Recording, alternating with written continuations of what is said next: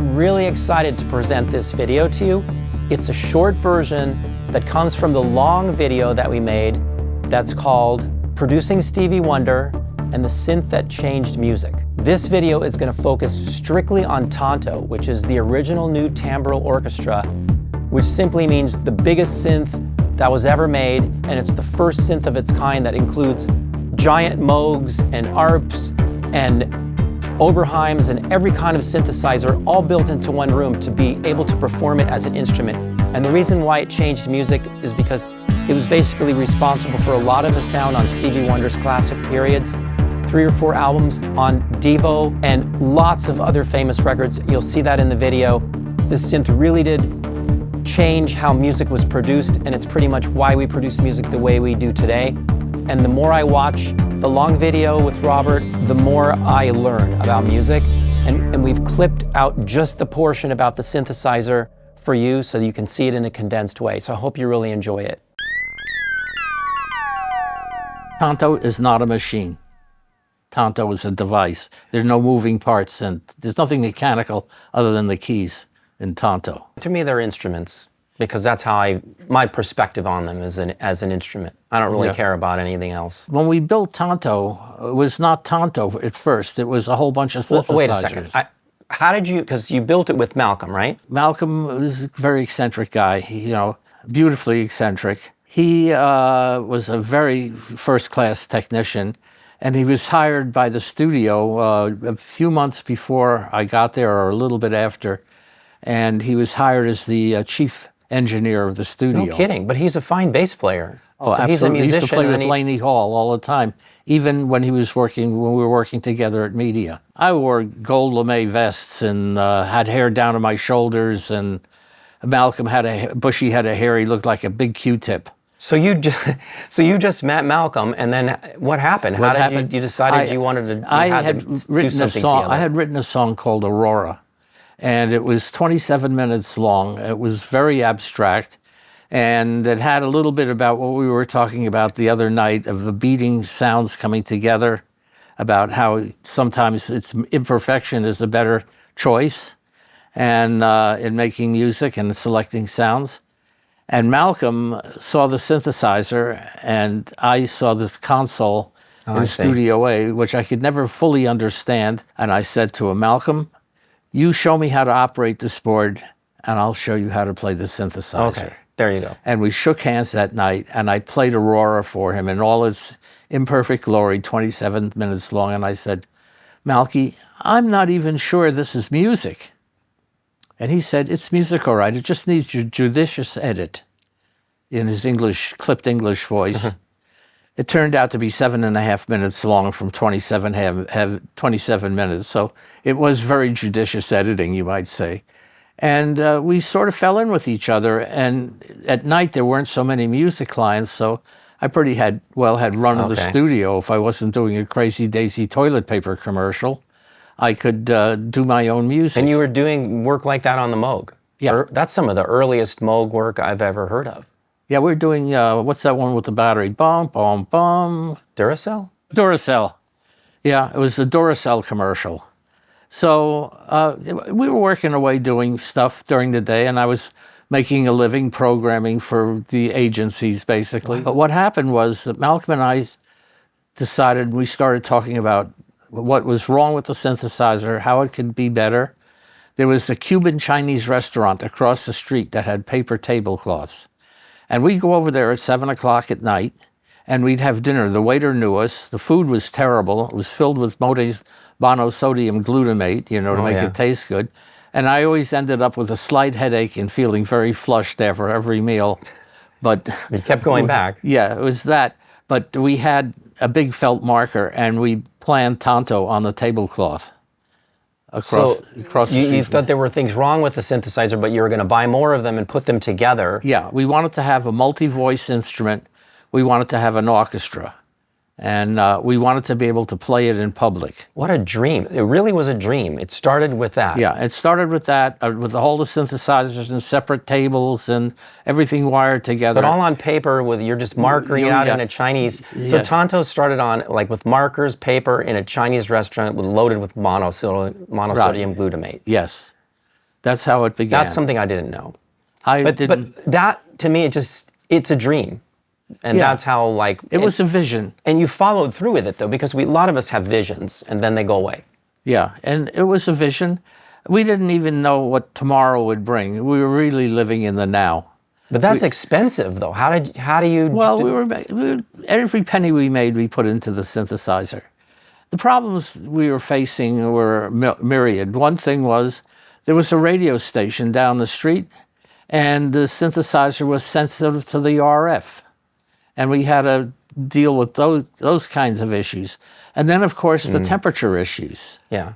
It was temperature, the Moog changes once again. It never stays the same. But that kind of spontaneity, when you got a sound, you had to do it because it wasn't going to be there in a few minutes. No. You started building TONTO, like, right. And you just had Moogs, and like, when did you start to say, like, well, let's try an ARP, and like, what? Well, what was the next thinking? one was a guy named Serge. Oh, so you had a Serge system. Yeah, you met Serge. We were slowly, I bought another whole bunch of Moog parts and pieces and stuff, and it got to a place where it was like totally unwieldy. But did you look at them as different, like capable of different colors? Like Serge versus ARP versus Moog versus We liked all the Oberheim? different sounds that we were hearing. There weren't many portable synthesizers around at this time. I mean, it was the Moog or nothing, really, basically. And then David Friend at ARP showed up, and we saw the ARPs. But that didn't come until much later. What happened was at Media, we started working together at night, and we started making our first album, which we ended up calling Zero Time, Tonto's Expanding Headband. So you made an album together on the synths that you had? Yes. The earliest version of Tonto. I can remember trudging home. I was living at the Ansonia Hotel, which was on 74th Street.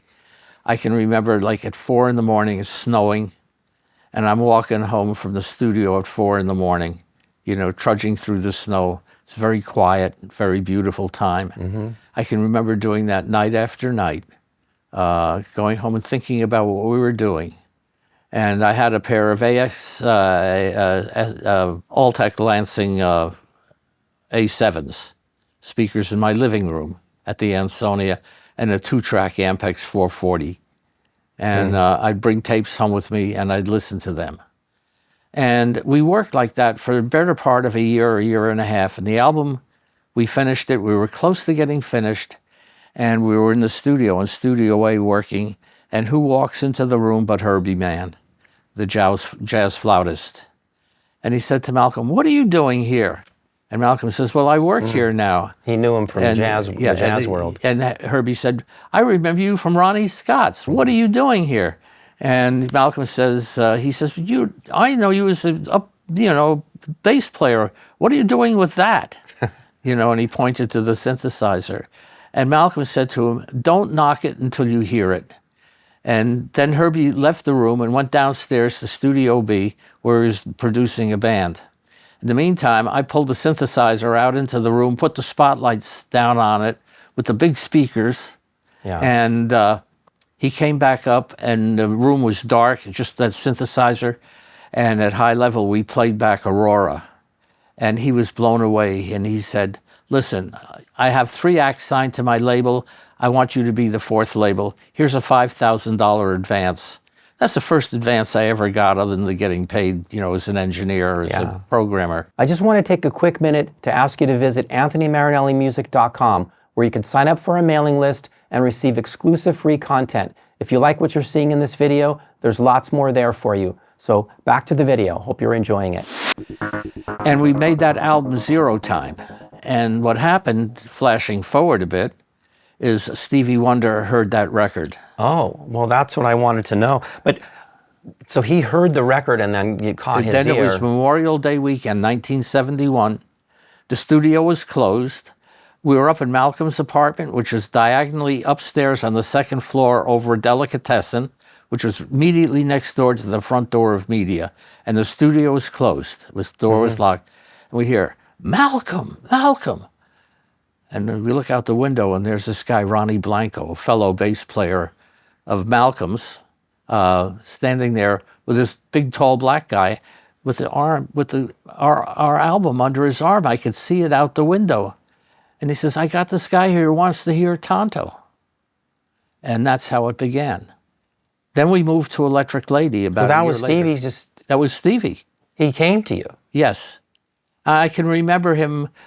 He came in, we were fooling around with Felix Pappalardi's Mellotron in Malcolm's living room. Malcolm was changing the tapes. And we started fooling around, and Malcolm picked up the bass and started plucking around with the bass. And one thing led to another, and suddenly we were downstairs in Studio B where he moved Tonto, and Stevie came in and we showed him the instrument. He put his hands all over it and everything, and we explained it to him, and he really kind of checked it out with his hands and everything.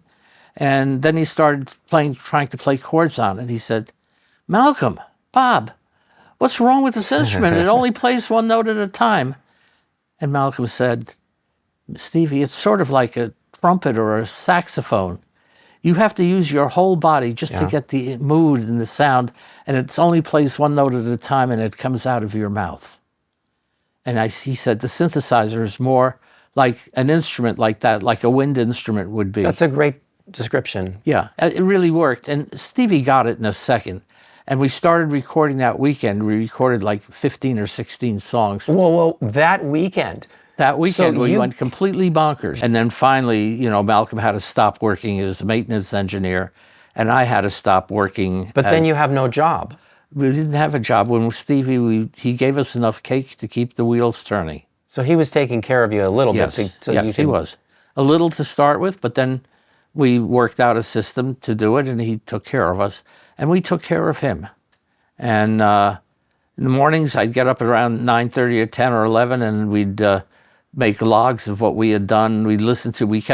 Malcolm tried to keep a 7.5 IPS stereo running all the time when Steve was in the studio.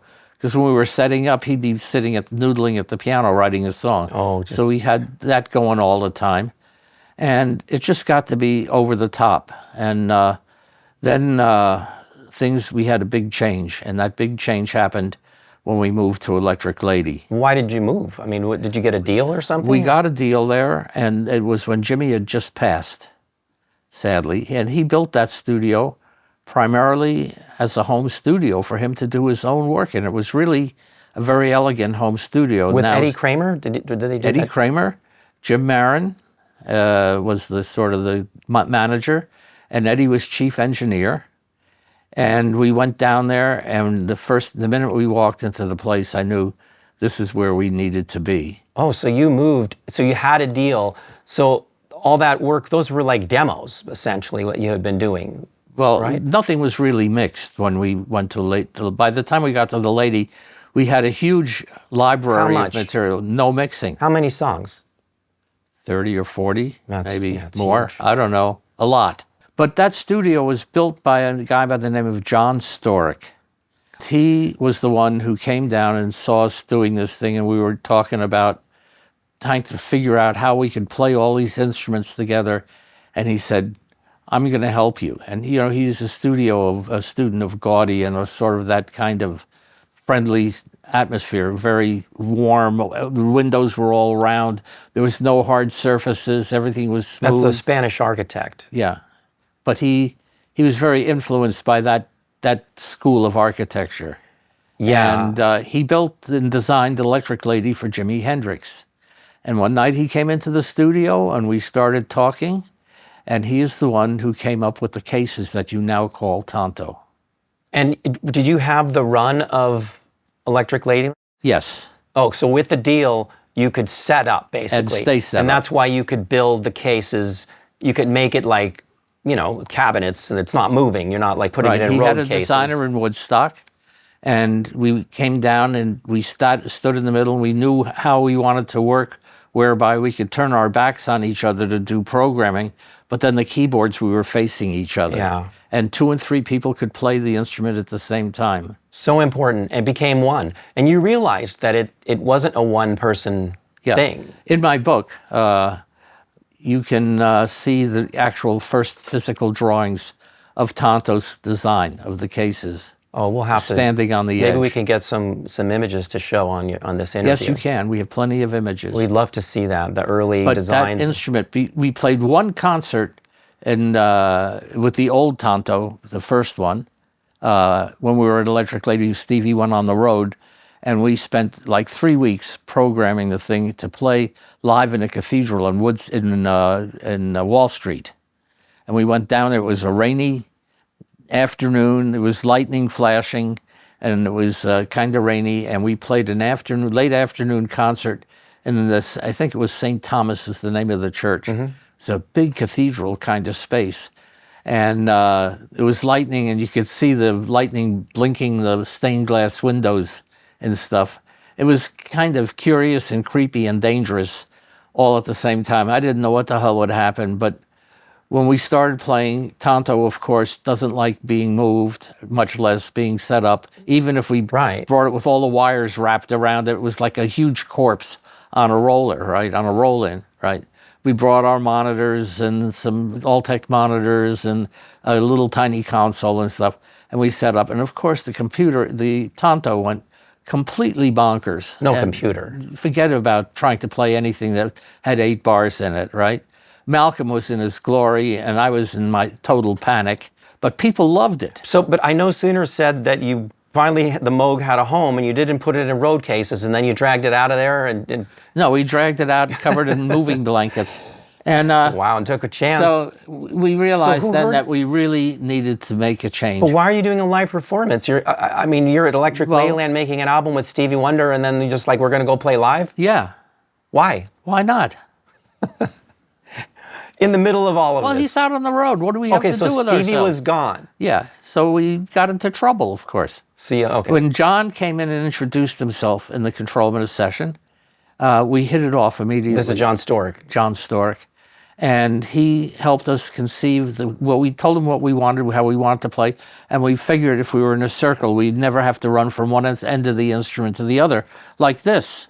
You have to go from one end of the instrument to the other. Think about 3 of those or 4 of those. Yeah. How do you play with the control voltage over here and the other sound over here? Running shoes. Running shoes, yes, exactly. And a belly board. So we came up with it, and then Malcolm, he cooked this thing up in Woodstock. We had a couple of fake ones, which we, out of cardboard, to figure out what we wanted to do things, and we created that instrument, that case.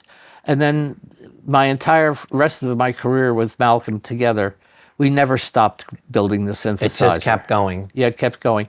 And one of the interesting things is that we put a copper cage with wires, with pipes, little tubes, copper tubes, behind the fascia, and that screened out, turned into something what they call a Faraday cage. Oh, yeah. Okay. Sure. And it grounded out EMF.